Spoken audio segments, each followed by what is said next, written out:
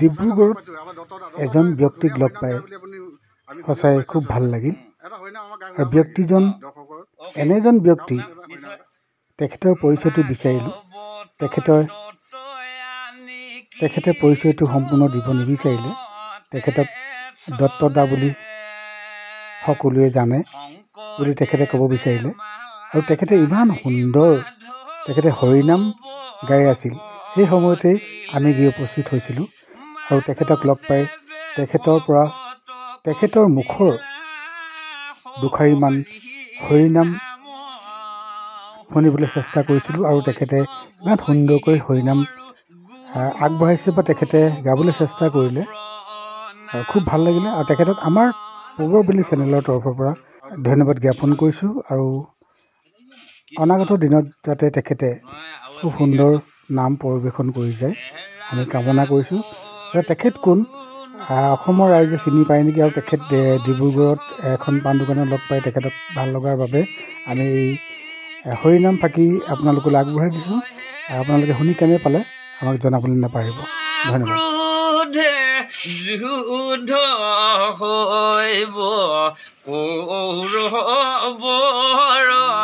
সংগে। কৃষ্ণ। আৰু এটা আমি অনুৰোধ জনাইছোঁ, আৰু এটা ভাল লগা অলপ দীঘলীয়াকৈ দিয়ক। দীঘলীয়াকৈ কৃষ্ণ। ৰাম ৰাম কি কৰিছা সদায় শিৱ বেলত তোমাৰ ভক্তই পূজা দিছে লোৱা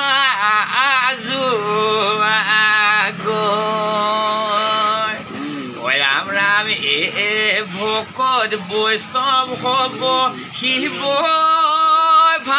ভাঙলাৰু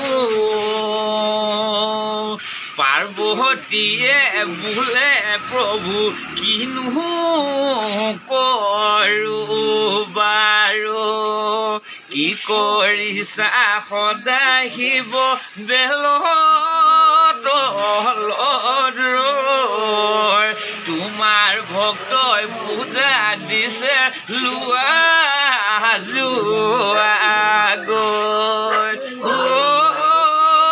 ৰাম জয় হৰে কি জয় জয় হৰি গোপাল গোবিন্দ ৰাম কৃষ্ণ।